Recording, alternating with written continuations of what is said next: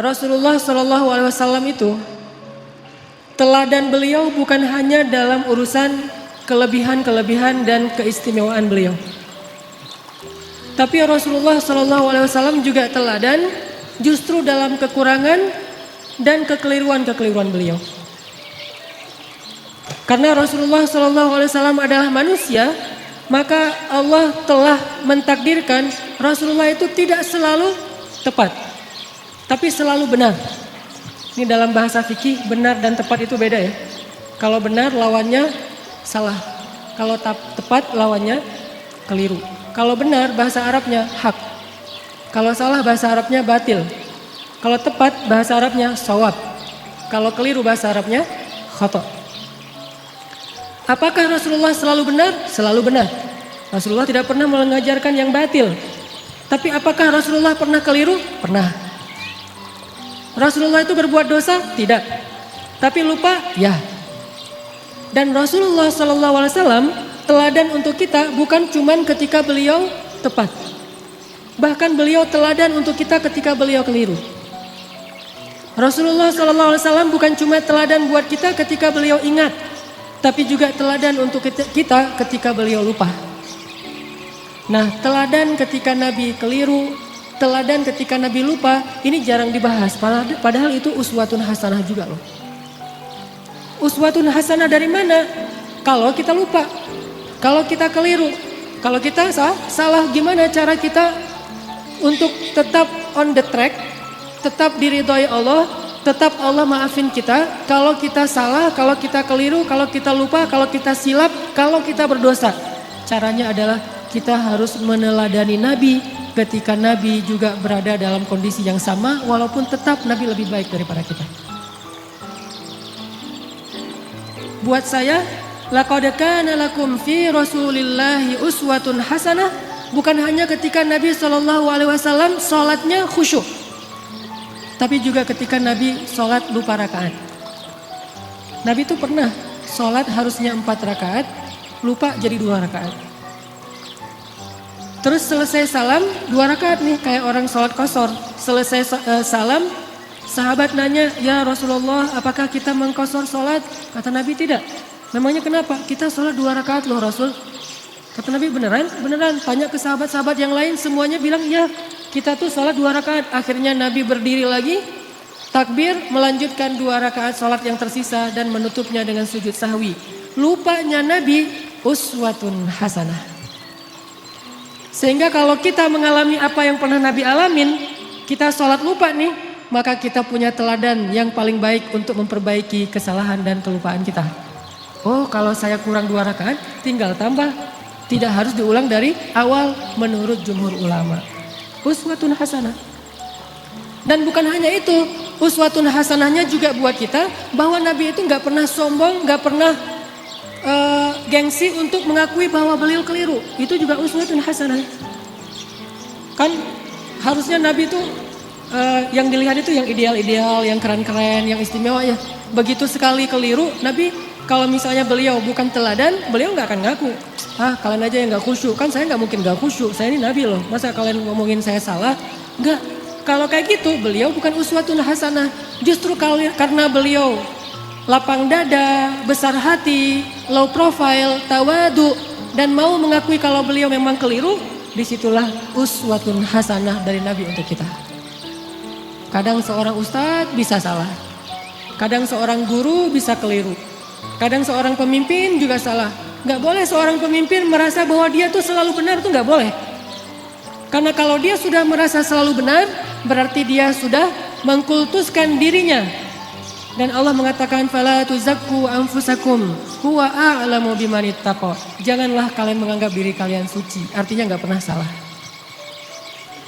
Jadi pemimpin yang meneladani Rasulullah SAW bukan cuma meneladani dari angle jujur, amanah, profesional, tapi juga meneladani Nabi dari angle apa?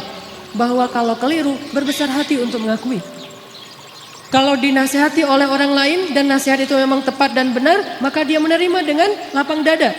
Kalau perlu dia berterima kasih kepada orang yang sudah menasihati dia, bukan malah ilfil, bukan malah apa? Menyakiti bukan malah menzolimi. Ini uswatun hasanah ketika Nabi keliru. Laqad kana lakum fi Rasulillah Laqad kana lakum fi Rasulillahi uswatun hasanah. Pasti di dalam diri Rasulullah itu ada uswatun hasanah. Tapi kan Rasul nggak selalu tepat, walaupun tepatnya itu banyak, sedikit keliru, tapi tetap ada kelirunya. Bahkan kalau kita baca ayat-ayat Al-Quran, kita akan menemukan lebih dari satu ayat-ayat teguran terhadap Nabi, ya kan? Walaupun yang populer satu surat Abasa, tapi surat dengan makna yang sama dengan surat Abasa di dalam Al-Quran itu lebih dari satu. Ada beberapa, bahkan lebih dari 3. Kenapa kok Nabi sampai kayak gitu? Biar kita bisa meniru Nabi kalau kita melakukan kesalahan. Seorang suami tidak selalu harus benar. Dan tidak perlu merasa gengsi mengakui kalau kali ini yang benar adalah istrinya. Buat yang udah punya istri. Yang belum punya juga belum tentu selalu benar. Kadang yang benar adalah teman kos-kosannya. Kadang yang benar adalah mantannya. Kan gak masalah kan? Kalau ditanya kenapa kalian putus?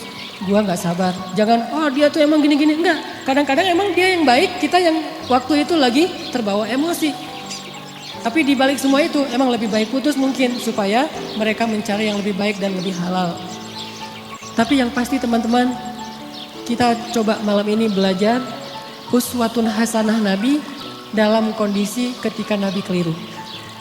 Dan ini sama sekali bukan ingin menjelek-jelekan Nabi, sebaliknya kita ingin melihat betapa Nabi itu hebat. Justru ketika kita melihat betapa Nabi besar hati, lapang dada, kita akan semakin kagum kepada sosok Rasulullah SAW.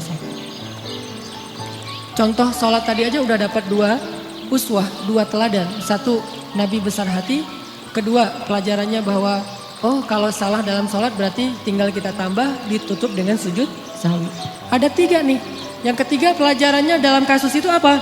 Ternyata sahabat-sahabat Nabi itu orangnya dewasa. Sahabat-sahabat Nabi itu orangnya mateng, nggak gampang pundungan. Nabi sholat kurang 2 rakaat, mereka nggak komen, katanya Nabi sholatnya nggak khusyuk, nggak gitu. Mereka nggak unfollow Nabi. Wah, nggak bener nih postingannya, gue unfollow aja nih.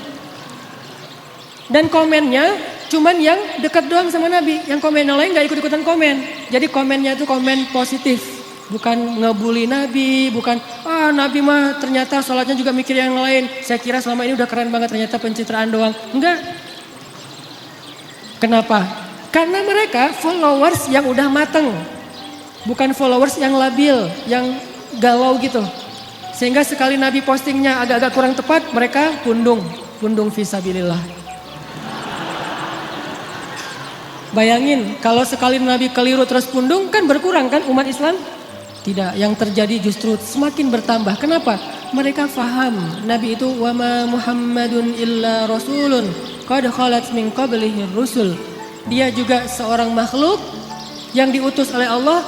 Kadang dia wafat, Allah menghidupkan dan mematikan, Allah memberi makan, Allah memelihara, Allah membuat dia ingat dan lupa. Semua itu adalah sifat manusia yang melekat pada diri Rasulullah SAW. Cuma satu bedanya, beliau Allah jaga dari berbuat dosa, maksum. Dijaga dari berbuat dosa. Jadi Nabi itu nggak buat dosa, tapi kalau keliru, ya lagian keliru itu bukan dosa sengaja. Cuman lupa, cuman salah paham, cuman ijtihad. Sehingga sahabat ketika Nabi keliru, ya udah easy going aja, tinggal bangun, ngelanjutin. Jadi makmum Nabi, nggak ada sahabat yang akhirnya dorong-dorong Abu Bakar, lu aja yang jadi imam. Kayaknya Nabi lagi agak-agak kurang khusyuk gitu malam ini.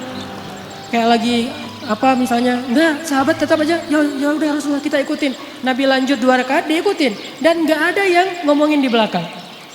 Nggak ada yang diam-diam, bisa gitu juga ya Nabi, gue heran, jadi gosip. Terus besok keluar di postingan-postingan sahabat, Nabi ternyata manusia biasa. Hashtagnya Nabi lupa, viral di antara mereka. Gak usah dibesar-besarkan, itu hal yang wajar. Udah aja mereka lupa. Tapi tetap diriwayatkan kisah ini supaya apa? Laqad kana lakum fi Rasulillahi uswatun hasanah. Biar kita bisa niru. Ini angle uswah hasanah yang coba kita terapkan dalam hidup kita. Menyikapi kalau orang lain keliru. Orang lain itu bisa orang tua, Orang lain itu bisa guru, orang lain itu bisa teman, orang lain itu bisa pasangan, orang lain itu bisa tetangga, orang lain itu bisa pemimpin, bisa pejabat, bisa siapa aja. Bahkan orang yang paling soleh sekalipun melakukan kesalahan dan kekeliruan. Salah satu di antara ciri-ciri orang bertakwa yang Allah sebutkan di dalam surat Ali Imran 135. وَالَّذِينَ إِذَا فَعَلُوا فَاحِشَةً أَوْ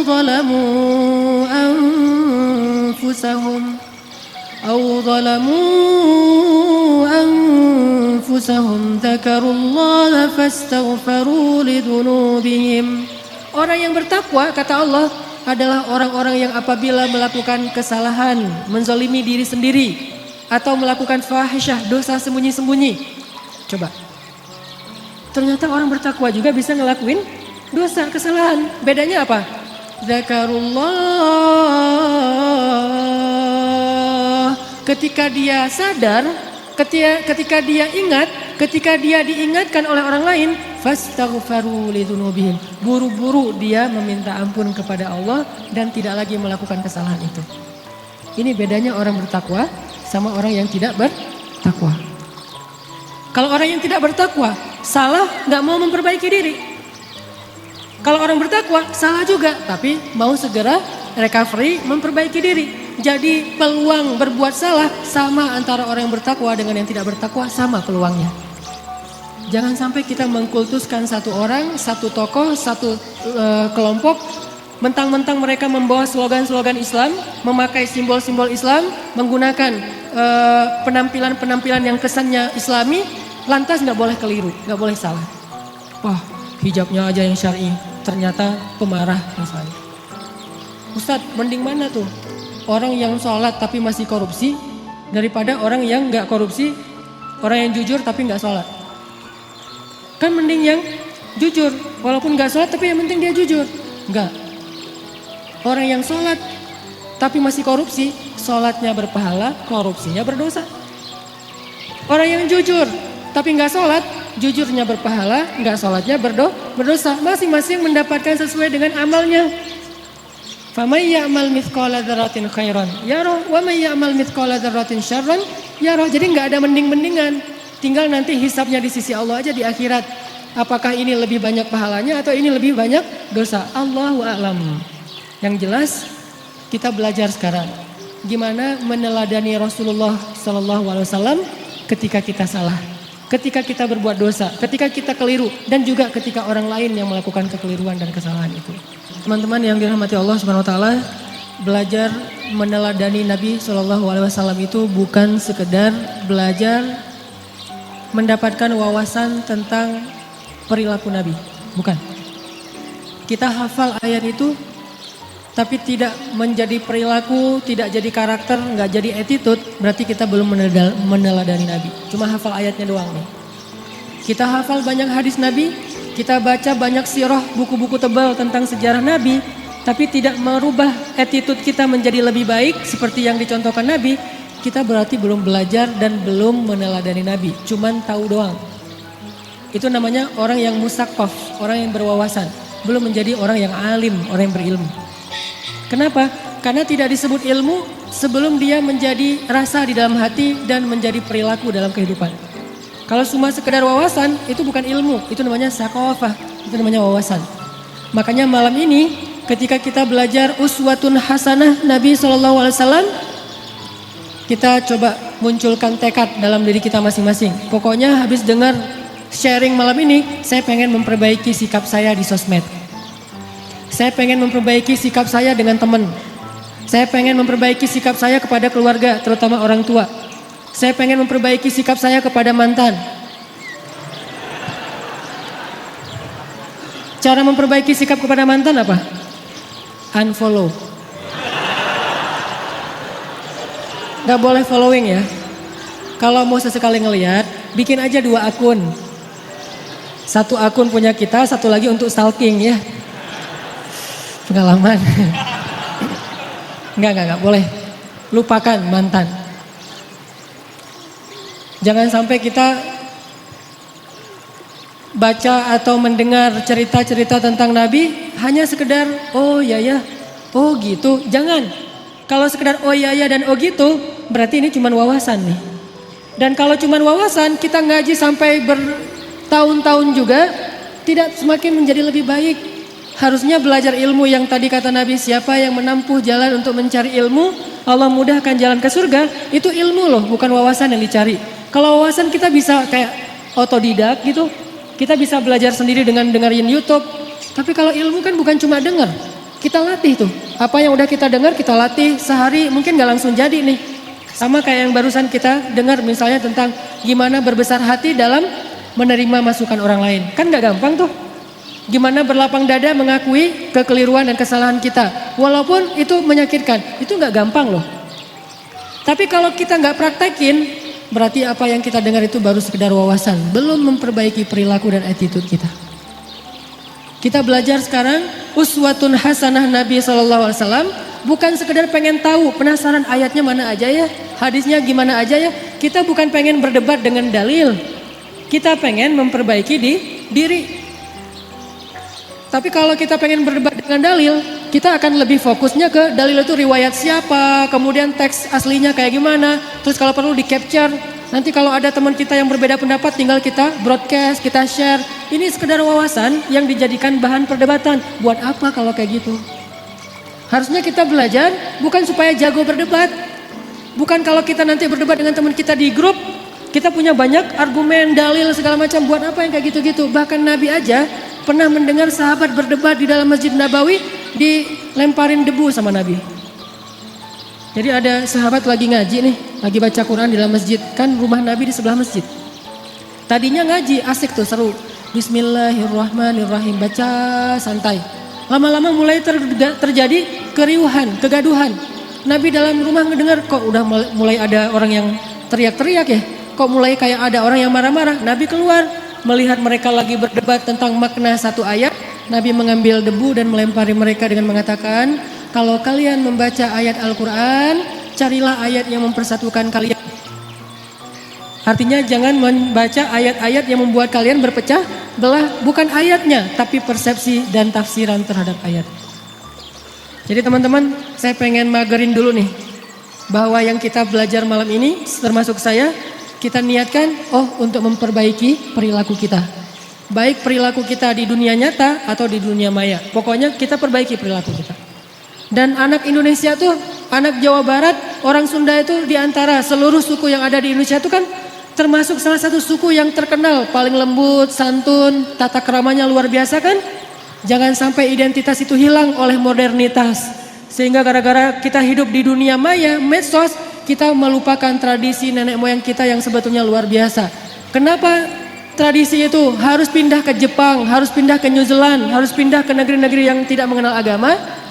Harusnya tradisi itu tetap ada di negeri kita, di negeri orang-orang yang beriman kepada Allah Subhanahu wa taala. Makanya kita perbaiki lagi. Karena saya beberapa kali jalan ke beberapa negara, rahmat dari Allah bukan karena hebat. Kalau orang lain mungkin jalan-jalan itu karena banyak duit ya. Ada yang bahkan sakit kepala dikit jalan ke luar negeri. Di rumah nggak ada bawang ke Singapura ya. Udah kalau saya mah alhamdulillah gratis diundang akhirnya ke luar negeri. Tapi diniatkan juga sekalian belajar, main, termasuk pencitraan ordai gitulah pokoknya. Jalan ke ke Jepang gitu. Kenapa orang Jepang itu attitude-nya lebih Islami daripada kita?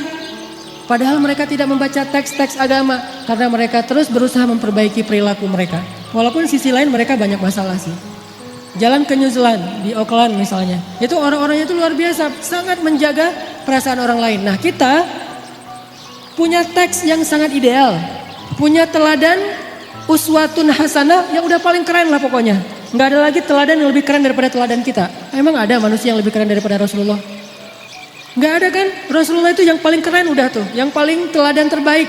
Kalau teladan kita udah terbaik tapi perilaku kita nggak terbaik, pasti ada masalah dalam kita meneladani Nabi ini. Bukan Nabinya yang nggak keren. Kita belum meneladani Nabi secara utuh. Baru mengambil wawasan-wawasan dari hadis-hadis Nabi SAW.